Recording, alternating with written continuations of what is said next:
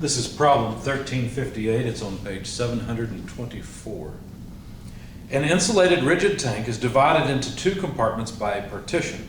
One compartment contains 2.5 kilomoles of carbon dioxide at 27 degrees Celsius and 200 kilopascals.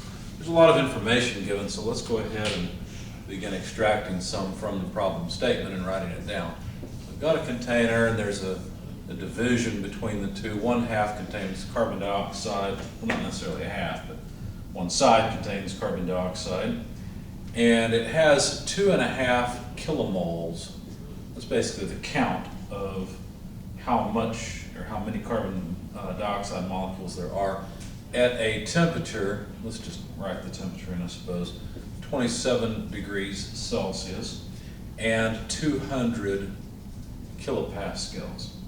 The other compartment contains hydrogen gas. In fact, it's 7.5 kilomoles of hydrogen gas at 40 degrees Celsius and a pressure of 400 kilopascals. Now the partition is removed and the two gases are allowed to mix. So eventually this center part is removed and the two just mix together so that we have a mixture of what would be ideal gases. Determine A, the mixture temperature and the mixture pressure after equilibrium has been established. So I want the pressure of the mixture and the temperature of the mixture. Assume constant specific heats at room temperature for both gases. So we're assuming that the heat capacity of both gases doesn't vary, and it's what the value would be at room temperature. All right. The first thing I want to do is find out how much volume we're talking about, because I know there's insulation and there's no heat transfer, and therefore however much energy, this is adiabatic, however much energy was in the container at the beginning is how much there is at the end. It's just redistributed amongst the two gases. So I know that, but before I even get to the level of using an energy balance, what about if we find out just how much volume are we talking about? So the volume that the carbon dioxide takes up can be calculated from the ideal gas law. I need the number of moles of the carbon dioxide. Obviously, I need the universal gas constant and the temperature of the carbon dioxide. I could make this the temperature of carbon dioxide, but since I need it in the ideal gas law, let's just go ahead and convert it. This is 300 Kelvin, and by the way, this 40 degrees Celsius is 313 Kelvin. Of course, we're just talking about the carbon dioxide portion right now. I guess I'll put a CO2 subscript on that temperature for the initial temperature of the carbon dioxide. And then the last thing in the ideal gas law is divide by the pressure of the carbon dioxide. So this will give us the volume of everything on the left-hand side before the division is removed. So let's see, 2.5 kilomoles, that's the number of moles. The universal gas constant, 8.314 kilojoules per kilomole per Kelvin. Kilomoles are gone, and then the temperature of 300 Kelvin takes care of that bit, and then the pressure of the carbon dioxide, 200 kilopascals. Well, a kilojoule is a kilopascal times a cubic meter, so what we're left with here are cubic meters of volume, as we would expect. In fact, the number, I guess I'll put it here, the number comes out, you know what, let me just put it above it right here. So VCO2, basically the volume of the left-hand side of this container, is 31.1775 cubic meters. Now, if I want the volume of the hydrogen, I can do the same thing, just plug in the hydrogen properties. I want to get the volume of the hydrogen, so plug in the number of moles of hydrogen, the pressure of the hydrogen, and the temperature of the hydrogen. In that case, it's 7.5 kilomoles of hydrogen. The universal gas constant stays the same. The temperature of the hydrogen wasn't 300 but 313 to begin, and the pressure was 400 kilopascals. It's the same equation, same idea. It'll just give me the volume on the right-hand side of the helium. That number comes out to about 48.7928 cubic meters. Now, all in all, the entire container, V total, would simply be the volume of the carbon dioxide initial plus the volume of the hydrogen initial, because it's just, that's how much space the container has, right? So if you just add these two numbers together, you get the total volume of the container. And I'll write that number down because we'll need it later. So the volume of the container is 79.97 cubic meters. And obviously this is a made-up problem, so the author of the problem was trying to shoot for 80 cubic meters total in this. You got pretty doggone close, given that it's nice round numbers of moles and integer numbers of temperatures and nice round numbers of pressure also. It's pretty good. So anyway, the total volume is about 80 cubic meters. Now, that's not enough. I'd like to know how much mass we're talking about of the hydrogen and the carbon dioxide, because most of the things I want to do when I'm dealing with heat capacity would involve a heat capacity that's per unit mass, not a heat capacity that's per unit mole. So if I'm going to use a mass-based heat capacity, I need to know how much mass of carbon dioxide we're talking about. So that would be equal to the molar mass of the carbon dioxide times the number of moles of carbon dioxide. Plugging in the numbers, the molar mass of carbon dioxide is 44.01, and those are kilograms per kilomole. The number of carbon dioxide moles, or not really molecules, but moles of molecules, is 2.5.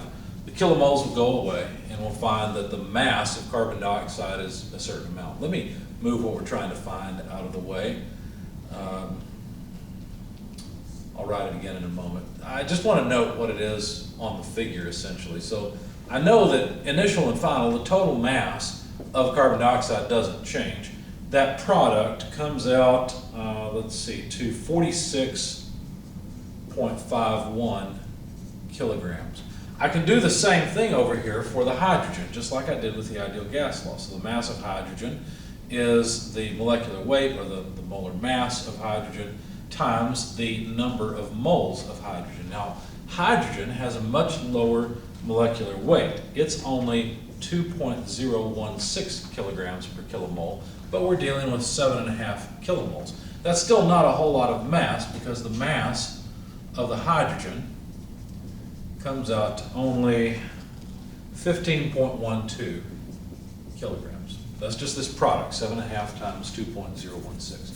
So now we've got the mass of hydrogen and the mass of carbon dioxide. We've got the volume that both began with. We've got the total volume of the container. And now maybe we can make some headway in this problem.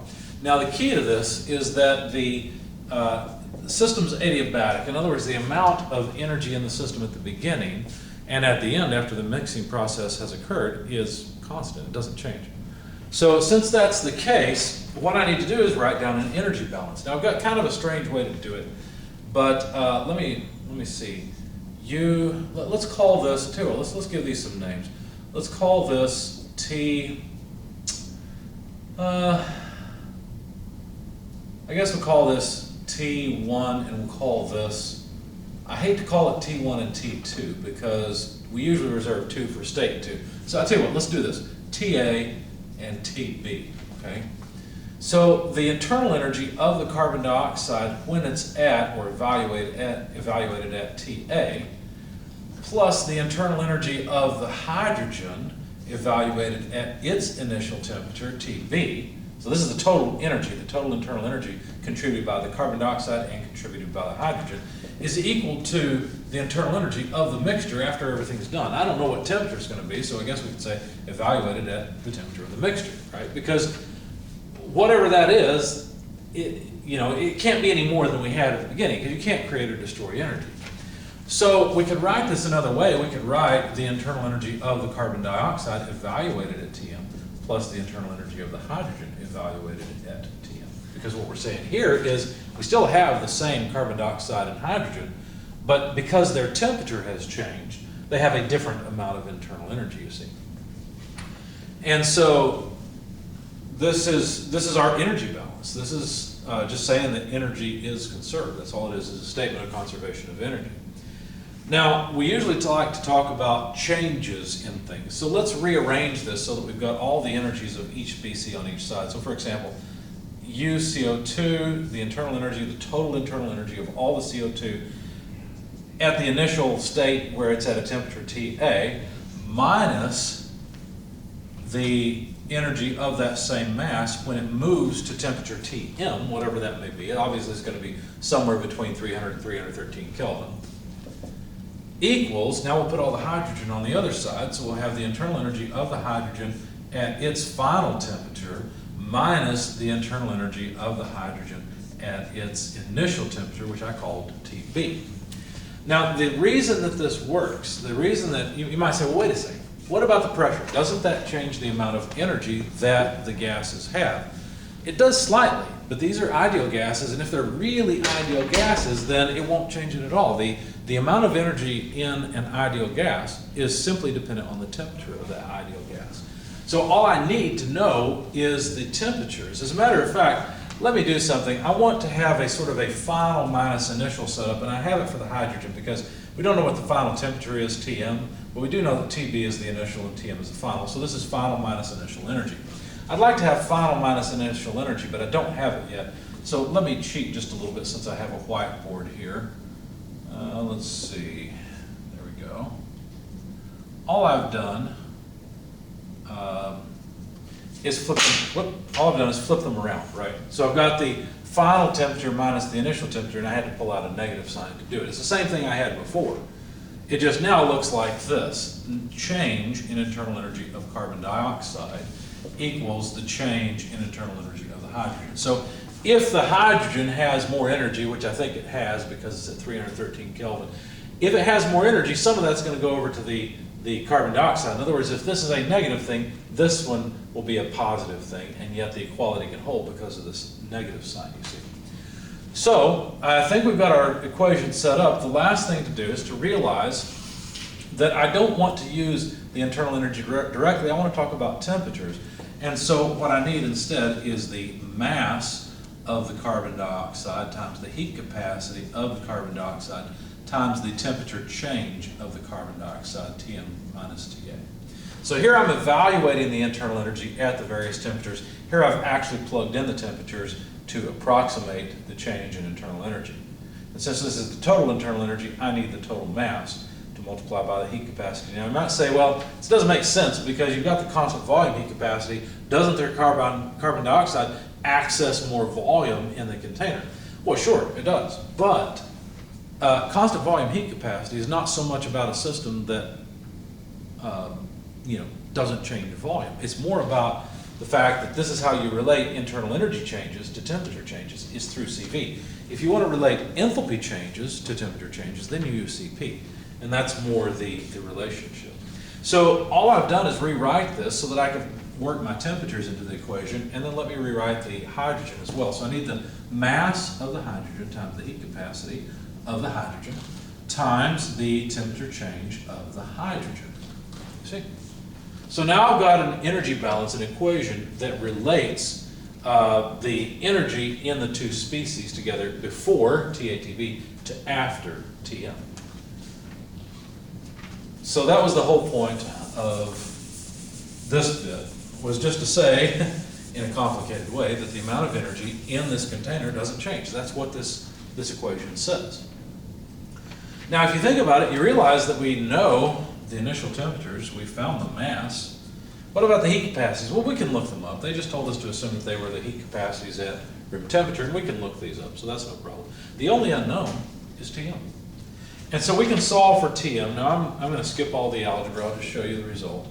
Tm, if I solve for it, is equal to the mass of the carbon dioxide times the heat capacity of the carbon dioxide multiplied by the initial temperature of the carbon dioxide, which I called Ta, plus the mass of the hydrogen times the heat capacity of the hydrogen times the initial temperature of the hydrogen, which I called Tb, divided by the mass of the carbon dioxide times the heat capacity of the carbon dioxide plus the mass of the hydrogen times the heat capacity of the hydrogen. You might recognize this from before. This is nothing more than the thermal mass of the combined system. This is the thermal mass of the carbon dioxide, and this is the thermal mass of the hydrogen. So this is really just the temperature is a weighted average of the thermal masses, or based on the thermal masses. That's what it really is. So let's plug in the numbers and see what we get. For the mass of the carbon dioxide, 46.5 kilograms. The heat capacity of the carbon dioxide, you've got to look up, it's 0.657 kilojoules per kilogram per Kelvin. The temperature of the carbon dioxide was initially 300 Kelvin. So that takes care of these three pieces of the puzzle. Kilograms go away and Kelvin go away, so we've got kilojoules in the numerator. Okay, so far so good. We need to add to that this product here, the mass of the hydrogen, which is 15.12 kilograms. The heat capacity of the hydrogen, which I had to look up, and actually hydrogen has a really high heat capacity. It's 10.183 kilojoules per kilogram per Kelvin. And I may be off the board here a little bit, I apologize if I am. The final thing is the temperature, the initial temperature of the hydrogen, which was 313 Kelvin. So again, the Kelvin crosses off, the kilograms cross off, and we've got kilojoules plus kilojoules in the numerator, which is a good thing. You know, when I try to add two things that have different units, it won't work. There's no such operation. Anyway, so the mass of the carbon dioxide times the heat capacity of the carbon dioxide, I can just copy this down. 46.5, oh, I forgot my one. 46.51 kilograms. I'm forgetting the G. Times 0.657 kilojoules per kilogram per Kelvin. And then plus 15.12 kilograms times 10.183 kilojoules per kilogram per Kelvin. Now, if we plug all this to our calculator, what units will we get first? Well, the kilograms go away. And notice we've got kilojoules in the numerator and kilojoules per Kelvin in the denominator, so the kilojoules go away. We've got 1 over Kelvin, which will end up being Kelvin. So we will have our temperature in Kelvin. So we get about 310.85 Kelvin as the mixture temperature. So the energy balance yielded the final temperature of the system. Now, you might look at that and say, well, how did that happen? Because there's so much more hydrogen or carbon dioxide than there is hydrogen. What happened because hydrogen's heat capacity is so much higher than the heat capacity of the carbon dioxide. So there's the mixture temperature, and that was one of the things they wanted us to find. So let's jot that down somewhere, maybe in red, so that we know that's one of our answers. So the mixture temperature after the barrier is removed comes out to 310.85 Kelvin, and that's one of our answers. The other question is, what's the pressure? So how are we going to find the total pressure? Well, now that we know the temperature, and we realize that this is a mixture of ideal gases, the mixture itself will be an ideal gas as well. So if we have the total volume of the container, we have the final temperature, we've got the total mass, or the number of moles, whichever we wish. If we could come up with a gas constant, I think we could find out from the ideal gas law what the pressure is. So all we really need to do now is apply the ideal gas law to the mixture. So we're going to need mixture properties. So let's see if we can figure out some mixture properties. For example, what is the molar mass, or the apparent molar mass of the mixture? Well, that would be the mole fraction of the carbon dioxide times the molecular weight, or the molar mass of carbon dioxide, plus the mole fraction of the hydrogen times the molar mass of the hydrogen. So let's see, this is pretty easy. They gave us easy numbers here because 2.5 plus 7.5 is 10. So if we take 2.5 over 10, then that's the mass or the mole fraction of carbon dioxide. So it's what, 0.25, 25%? So 0.25 of the moles, the counts of molecules, is 25% carbon dioxide. The other 75% count would be that of hydrogen. So now that's a different statement than saying that the mass. Notice that there's more moles of hydrogen and less moles of carbon dioxide, but there's more mass of carbon dioxide and less mass of hydrogen, because hydrogen just doesn't have much mass per molecule, whereas carbon dioxide has quite a bit. In fact, you'll see that here as we plug in the numbers, because remember the mass, or the molecular weight of the carbon dioxide is 44.01 kilograms per kilomole. And then even though there's 75% of the count is hydrogen. Its molecular mass is only 2.016 kilograms per kilomole. You see? So the effective molecular mass of the mixture comes out to 12.5145 kilograms per kilomole. Okay, well that was nice. What good does that do us?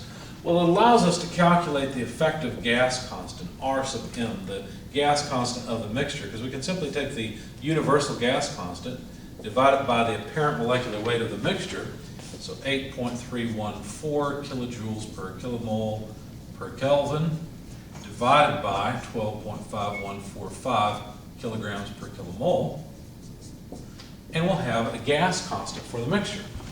It's about 0.6643 kilojoules per kilogram per Kelvin. And so now to calculate the pressure, we'll just use the ideal gas law. The pressure of the mixture, the total pressure, is the amount of mass of the mixture times the gas constant of the mixture times the temperature of the mixture divided by the volume of the mixture. Now the volume of the mixture is just all mixed, it's taking up the volume of the container.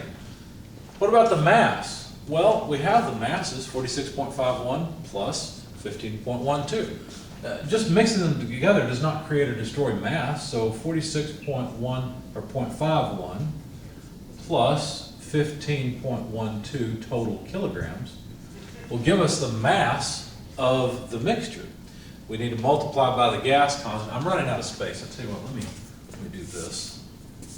Let's say equals, and the numbers were 46.51 plus 15.12. These are kilograms. Okay, so there's the mass. The gas constant we calculated as 0.6643 kilojoules per kilogram per Kelvin. The temperature of the mixture we found, 310, that was from our energy balance, 310.85 Kelvin. So the Kelvin are gone, the kilograms are gone. Divided by the total volume, 79.97 cubic meters, but a kilojoule is a kilopascal times a cubic meter, and so the cubic meters go away, and we're left with kilopascals of pressure. So if we plug all of this into a calculator, we can find out the mixture pressure. That comes out to 159.15 kilopascals. So there's the final temperature and pressure of the mixture. You might look at this and say, well, wait a second. How did the pressure go down below 200 kilopascals? Because it seems like if you just mix two gases together, the temperature ought to end up somewhere in between the two temperatures, and the pressure ought to end up between as well. Well, the problem, see, is that pressure is a side effect of temperature. And so if you mix these together and the temperature of one of them changes quite a lot, in fact, notice the temperature of the carbon dioxide had to change a lot, then the pressure can change significantly as well. And so that's why the pressure is lower after the mixing has occurred.